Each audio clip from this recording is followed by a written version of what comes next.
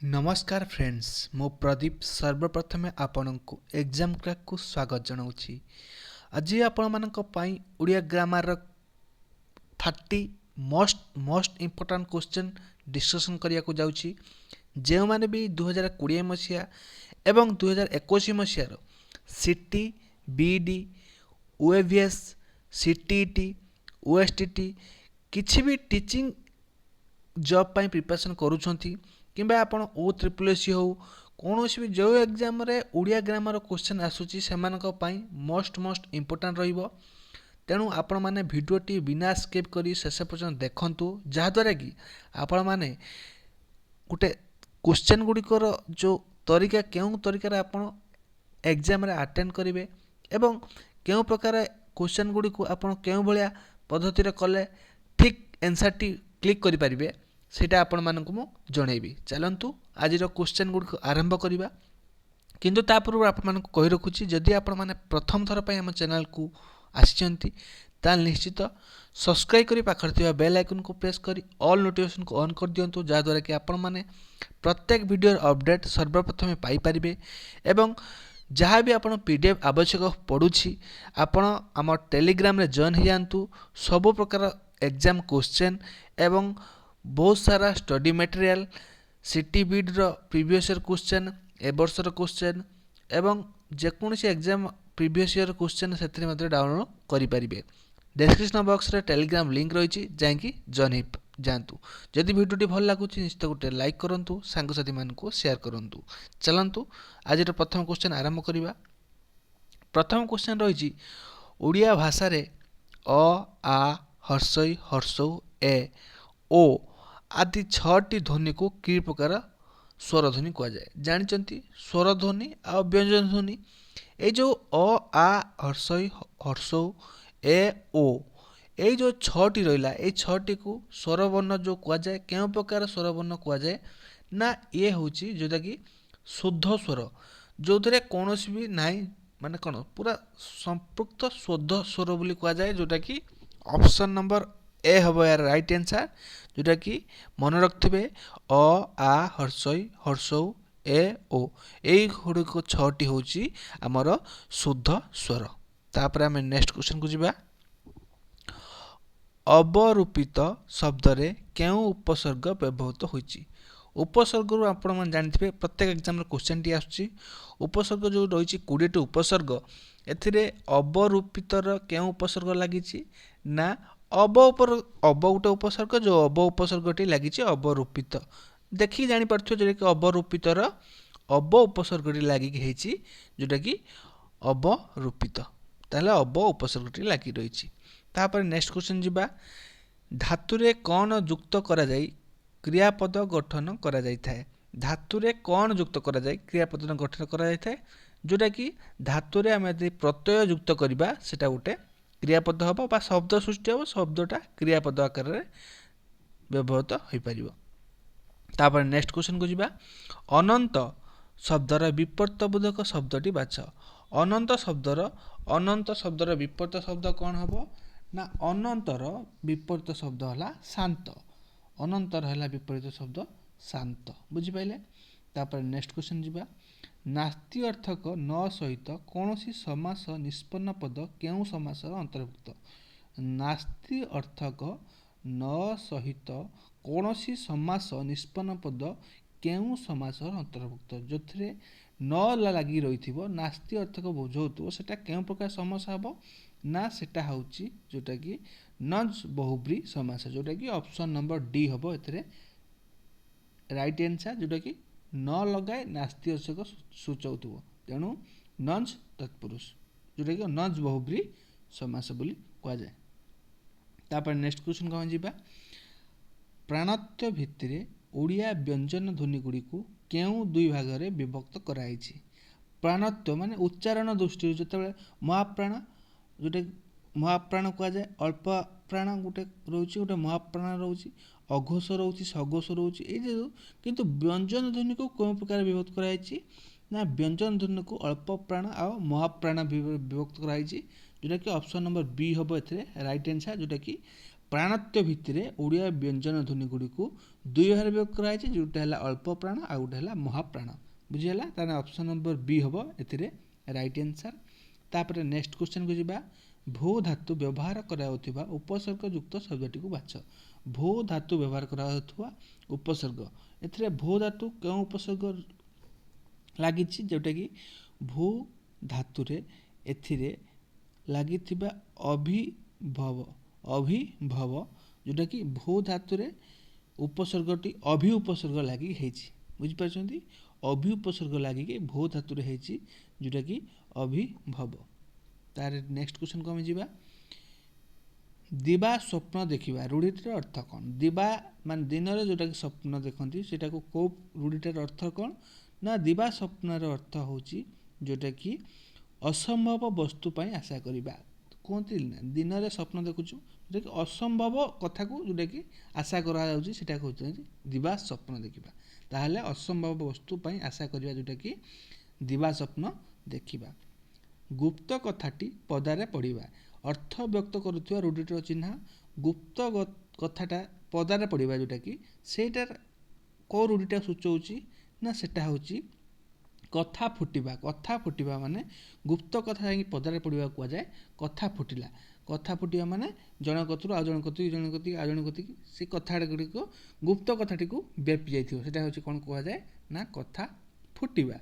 तापर हम next question को जीवा केउ पद काल सूचाइबार सहायक होता है क्यों पद ना कालटा जतले सूचाए जोटा कि मध्य आपन को गत क्लास रे ए टाइप रो क्वेश्चन थिला जोटा कि क्रियापदटी आपणकर काल को सूचाए क्रियापद देखिए आपन जानि परिबे जो वाक्यटी लिखा जायछि सेटा केउ प्रकार काल अतीत काल ना भविष्यत काल ना वर्तमान काल आपन क्रियापदटी देखिए जानि परिबे एटा केउ प्रकार काल। तापर नेक्स्ट क्वेश्चन को जीवा जोटा काल मान समय।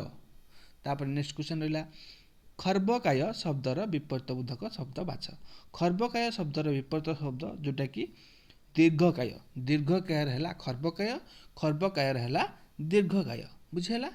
तापर नेक्स्ट क्वेश्चन को जीवा निम्नोक्त मध्यरु केउठी एक अशुद्ध शब्द कहले जोटा कि सुंदरता माने कोन बनान भूल लिखाई जोटा कि बनान भूल लिखाई एथिरे देखिबा जोटा कि सौंदर्यता सुंदर आ सुंदरता एथिरे जो भूल रही जोटा कि सौंदर्यता रही भूल सौंदर्य ठीक रही सुंदर ठीक रही सुंदरता मध्य ठीक किंतु सौंदर्यता जो शब्दटी भूल लिखा जाइछि बुझि पाइले।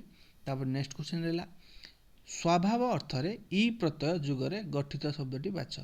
स्वभाव अर्थ किंतु ई प्रत्यय लागिथिबो जोटा कि ऑप्शन नंबर ए हबो राइट आंसर जोटा कि स्वभाव अर्थ रे ई प्रत्यय हला हिसाबी हला कोन गोटे स्वभाव अर्थ बुझौछि जो माने कोंती हिसाबी बहुत हिसाबी से माने कारण ताका स्वभाव रे से माने बहुत हिसाबी कारण स्वभाव अर्थ एटी व्यवहृत होइछि आउ कोन व्यवहृत होइछि ना ई दीर्घ जोटा कि दीर्घ ही एथिरे व्यवहृत होइछि प्रत्यय रूप रे तेणु हिसाबी स्वभाव अर्थ रे दीर्घ प्रत्यय जुगरे शब्दटी गठित होइछि बुझि पाइले।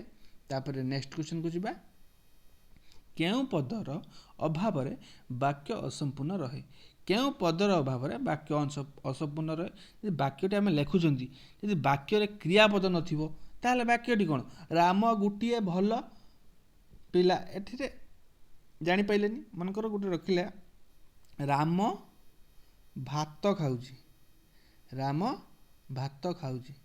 एठी यदि आमे खाउची न लेखिबा क्रियापदटी होउची कोन खाउची यदि खाउची न लेखिबा ताले वाक्यटी संपूर्ण हबो कि यदि लेखिबा राम भात ताले एठी संपूर्ण हो नै तेणु क्रियापद बिना वाक्य असंपूर्ण रहे सेथि पई कुहा जाय कि क्रिया होउची वाक्यर कर्ता आ क्रिया राम खाउची कहले चलिबो किंतु कर्म नथिले वाक्यटी करि हबो किंतु कर्ता आ क्रिया होउची वाक्यर मूल जिंस जोटा कि गोटे वाक्यटी लिखिबा पई हेले गोटे कर्ता आ गोटे क्रिया आवश्यक पड़े तेणु क्रिया वाक्यटी को संपूर्ण कराए तेणु क्रिया होउची क्रियापद होउची वाक्य असंपूर्ण रहे बिना माने क्रियापद बिना वाक्यटी असंपूर्ण रहे ताहले ऑप्शन नंबर डी होबो एथिरे राइट आंसर। तापर हम नेक्स्ट क्वेश्चन को जीवा ଦାନ୍ତ ଶବ୍ଦର ସମର୍ଥବାଚକ ଶବ୍ଦଟି ବାଛ। ଦାନ୍ତ, ଦାନ୍ତର ସମର୍ଥବାଚକ ଶବ୍ଦ ଯେଉଁଟାକି ଦଶନ। ଦଶନ ମିନ୍ସ ଦାନ୍ତ, ଯେଉଁଟାକି ଅପସନ୍ ନମ୍ବର ସି ହେବ ରାଇଟ୍ ଆନ୍ସର୍। ଦନ୍ତେ ତାଲବେଶ ଦ ଦ ସ ନ ଦଶନ, ବୁଝିପାରିଲା। ତାପରେ ଆମେ ନେକ୍ସଟ କ୍ୱେଶ୍ଚନକୁ ଯିବା। ଓଡ଼ିଆ ଭାଷାର ସ୍ୱରଧ୍ୱନିର ସଂଖ୍ୟା କେତେ? ଓଡ଼ିଆ ଭାଷାର ସ୍ୱରଧ୍ୱନିର ସଂଖ୍ୟା, ସ୍ୱରଧ୍ୱନିର ସଂଖ୍ୟା କେତେ? ନା ସ୍ୱରଧ୍ୱନିର ସଂଖ୍ୟା ହେଉଛି 8ଟି। ତାହେଲେ ଅପସନ୍ ନମ୍ବର ଡି ହେଉଛି ବି ହେଉଛି ୟାର ରାଇଟ୍ ଆନ୍ସର୍, ଯେଉଁଟାକି 8ଟି ହେଉଛି ଓଡ଼ିଆ ଭାଷାର ସ୍ୱରଧ୍ୱନିର ସଂଖ୍ୟା 8ଟି। ତାପରେ ନେକ୍ସଟ କ୍ୱେଶ୍ଚନକୁ ଯିବା। ସମୀପ୍ୟ ଅର୍ଥରେ ବ୍ୟବହୃତ ନି ଉପସର୍ଗ ସଂଯୁକ୍ତ ଏକ ଶବ୍ଦ ବାଛ। ସମୀପ୍ୟ ଅର୍ଥରେ ବ୍ୟବହୃତ ନି ଉପସର୍ଗ ସଂଯୁକ୍ତ ଏକ ଶବ୍ଦ ବାଛ, ଯେଉଁଟାକି ଅପସନ୍ ନମ୍ବର ଡି ହେଉଛି ନିକଟ, ଯେଉଁଟାକି ନି ଉପସର୍ଗ ଲାଗିଛି ସମୀପ୍ୟ ଅର୍ଥରେ ବ୍ୟବହୃତ। ନିକଟ, ଦୂର ଏସବୁ କ'ଣ ସମୀପ୍ୟ ଅର୍ଥ, କିନ୍ତୁ ଏଥିରେ ଉପସର୍ଗ ଯେଉଁ ପକାଇଛି ନି ଉପସର୍ଗ ଲାଗିଥିବ, ତେଣୁ ନି ଉପସର୍ଗ ଲାଗିଛି ଯେଉଁଟାକି ନିକଟ ହେଇଛି, ତେଣୁ ଅପସନ୍ ନମ୍ବର ଡି ହେଉଛି ରାଇଟ୍ ଆନ୍ସର୍। ତାପରେ ନେକ୍ସଟ କ୍ୱେଶ୍ଚନ୍ ରହିଲା। ରବିବାର ଦିନ କଟକରେ ସଭା ହୋଇଥିବା ବାକ୍ୟଟି କେଉଁ କାଳର ସୂଚନା ଦେଇଛି? ରବିବାର ଦିନ କଟକରେ ସଭା ହୋଇଥିବା, ଏଟା କେଉଁ କାଳର ସୂଚନା ଦେଉଛି? ନା ଏଟା ହେଉଛି ଯେଉଁଟାକି ଆନୁମାନିକ ଭୂତ, ମାନେ ଅନୁମାନ କରାଯାଉଛି ରବିବାର ଦିନ କଟକରେ ସଭା ହେବ ବୋଲି ଅନୁମାନ କରାଯାଉଛି, ତେଣୁ ଆନୁମାନିକ ଭୂତ, ଯେଉଁଟାକି ଅପସନ୍ ନମ୍ବର ସି ହେଉଛି ରାଇଟ୍ ଆନ୍ସର୍। ତାପରେ ନେକ୍ସଟ କ୍ୱେଶ୍ଚନକୁ ଯିବା। ଅତିବୃଷ୍ଟି ଶବ୍ଦର ବିପରୀତ ବୋଧକ ଶବ୍ଦ ବାଛ। ଅତିବୃଷ୍ଟି ଯେଉଁଟାକି ଅତିବୃଷ୍ଟିର କ'ଣ ହେବ?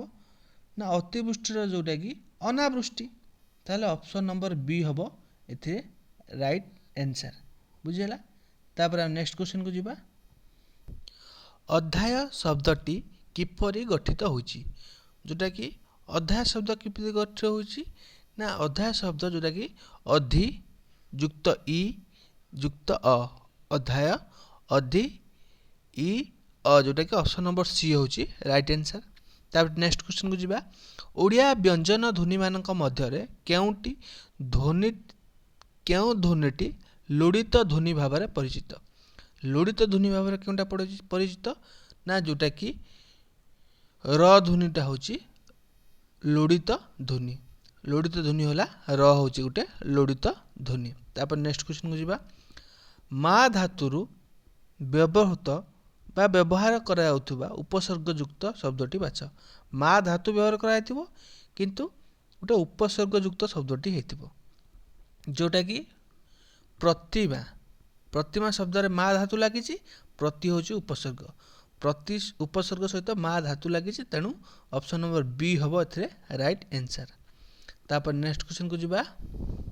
ସ୍ୱାର୍ଥପର ଅର୍ଥ ବ୍ୟକ୍ତ କରୁଥିବା ରୂଢ଼ିଟିକୁ ଚିହ୍ନ। ସ୍ୱାର୍ଥପର ଅର୍ଥ ବ୍ୟକ୍ତ କରୁଥିବା ରୂଢ଼ିଟି, ସ୍ୱାର୍ଥପର ଅର୍ଥ କେଉଁଟା ବ୍ୟବହାର କରୁଛି? ନା ଯେଉଁଟାକି ଏକୁଟିଆ ବାରା।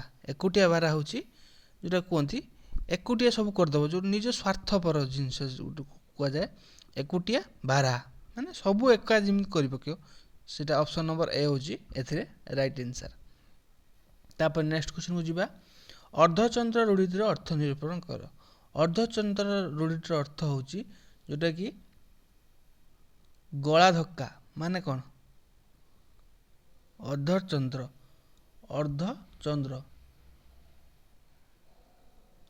ଗଳା ଧକ୍କା, ଯେଉଁଟାକି ଅପସନ୍ ନମ୍ବର ଡି ହେଉଛି ରାଇଟ୍ ଆନ୍ସର୍।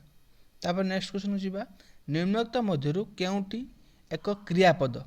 ଏଥିରେ କେଉଁଟା ଗୋଟେ କ୍ରିୟାପଦ? ନା ଯେଉଁଟାକି ଖାଉଛି। ଖାଉଛିଟା ଗୋଟେ ହେଲା କ୍ରିୟାପଦ, ବୁଝିଲା। ତାପରେ ନେକ୍ସଟ କ୍ୱେଶ୍ଚନକୁ ଯିବା। ଛିଦ୍ରାନ୍ୱେଷୀ ଶବ୍ଦର ବିପରୀତ ବୋଧକ ଶବ୍ଦ ବାଛ। ଛିଦ୍ରାନ୍ୱେଷୀ, ଛିଦ୍ରାନ୍ୱେଷୀ ଶବ୍ଦର ବିପରୀତ ଶବ୍ଦ କ'ଣ? ନା ଯେଉଁଟାକି ମଙ୍ଗଳାକାଂକ୍ଷୀ। ମଙ୍ଗଳାକାଂକ୍ଷୀ କୁହାଯାଏ ଛିଦ୍ରାନ୍ୱେଷୀ, ତାହେଲେ ଅପସନ୍ ନମ୍ବର ସି ହେବ ଏଥିରେ ରାଇଟ୍ ଆନ୍ସର୍। ତାପରେ ଆମେ ନେକ୍ସଟ କ୍ୱେଶ୍ଚନକୁ ଯିବା। ପାଠକ ଶବ୍ଦଟି କୃଦନ୍ତରେ କେଉଁ କାରକ ବାଚ୍ୟ ଅନ୍ତର୍ଭୁକ୍ତ? ପାଠକ ଶବ୍ଦଟା ଯେଉଁଟାକି କର୍ତ୍ତା କାରକରେ ଅନ୍ତର୍ଭୁକ୍ତ, ଯେଉଁଟାକି ଅପସନ୍ ନମ୍ବର ଏ ହେଉଛି ଏଥିରେ ରାଇଟ୍ ଆନ୍ସର୍ ହେବ। ତାପରେ ନେକ୍ସଟ କ୍ୱେଶ୍ଚନକୁ ଆମେ ଯିବା। ନେକ୍ସଟ କ୍ୱେଶ୍ଚନ କହୁଛି ନିମ୍ନୋକ୍ତ ମଧ୍ୟରୁ ସମ୍ବନ୍ଧ ଅର୍ଥରେ ୟା ପ୍ରତ୍ୟୟ ଯୁଗରେ ଗଠିତ ଶବ୍ଦଟିକୁ ବାଛ।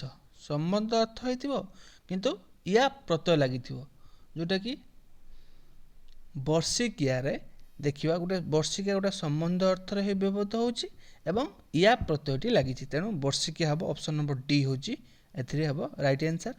ତାପରେ ହରି ପଡ଼ିଆରେ ଖେଳୁଛି, ଏଠାରେ କ୍ରିୟାଟି କେଉଁ କାଳକୁ ସୂଚିତ କରୁଛି? ଖେଳୁଛିଟା କ'ଣ ମାନେ ଚାଲିଛି, ତାହେଲେ ଅସମ୍ପୂର୍ଣ୍ଣ ବର୍ତ୍ତମାନ। ସମ୍ପୂର୍ଣ୍ଣ ହେଇଛି କି ଖେଳ ଚାଲିଛି, ତେଣୁ ସମ୍ପୂର୍ଣ୍ଣ ହେଇନି, ତେଣୁ ଅସମ୍ପୂର୍ଣ୍ଣ ବର୍ତ୍ତମାନ, ଯେଉଁଟାକି ଅପସନ୍ ନମ୍ବର ସି ହେବ ରାଇଟ୍ ଆନ୍ସର୍। ତାପରେ ନେକ୍ସଟ କ୍ୱେଶ୍ଚନକୁ ଯିବା। ତରଣୀ ଶବ୍ଦର ସମର୍ଥବୋଧକ ଶବ୍ଦଟି ବାଛ। ତରଣୀ ଶବ୍ଦର ସମର୍ଥବୋଧକ ଶବ୍ଦ ହେଉଛି ଯେଉଁଟାକି ନୌକା। ନୌକା ମାନେ ହେଲା ତରଣୀ, ତରଣୀ ମାନେ ହେଲା ନୌକା, ବୁଝିହେଲା। ତାହେଲେ ଅପସନ୍ ନମ୍ବର ଏ ହେଉଛି ଏଥିରେ ରାଇଟ୍ ଆନ୍ସର୍। ଯଦି ଆପଣମାନଙ୍କୁ ଭିଡ଼ିଓଟି ଭଲ ଲାଗିଛି ନିଶ୍ଚିତ ଗୋଟେ ଲାଇକ୍ କରନ୍ତୁ, ଯାହାଦ୍ୱାରା କି ଆମକୁ ମୋଟିଭେସନ୍ ଆସିବ ଏମିତି ପ୍ରତ୍ୟେକ ଦିନ ଆପଣମାନଙ୍କ ପାଇଁ ନୂଆ ନୂଆ ଭିଡ଼ିଓ ଆଣିଦେବା ପାଇଁ। ଏବଂ ସାଙ୍ଗସାଥିମାନଙ୍କୁ ଯୋଡ଼ି ଦିଅନ୍ତୁ, ଯେଉଁଟାକି ସେୟାର ଦ୍ୱାରା ଯେକୌଣସି ଗ୍ରୁପ୍ ଆପଣଙ୍କ ଅଛି, ହ୍ୱାଟ୍ସଆପ୍ ହେଉ, ଟେଲିଗ୍ରାମ ହେଉ ଏବଂ ଫେସବୁକ୍ ହେଉ, ଯେକୌଣସି ଗ୍ରୁପ୍ ଅଛି ସାଙ୍ଗସାଥିମାନଙ୍କୁ ସେୟାର କରନ୍ତୁ, ଯାହାଦ୍ୱାରା କି ବହୁତ ପିଲା ଆମ ଗ୍ରୁପ୍ରେ ଯୋଡ଼ି ହୋଇଯିବେ, ଯାହାଦ୍ୱାରା କି ଆମକୁ ମଧ୍ୟ ପଢ଼ାଇବାକୁ ଭଲ ଲାଗିବ। ଆଜି ପାଇଁ ଏତିକି, ରହୁଛି। ଧନ୍ୟବାଦ। ଜୟ ଜଗନ୍ନାଥ।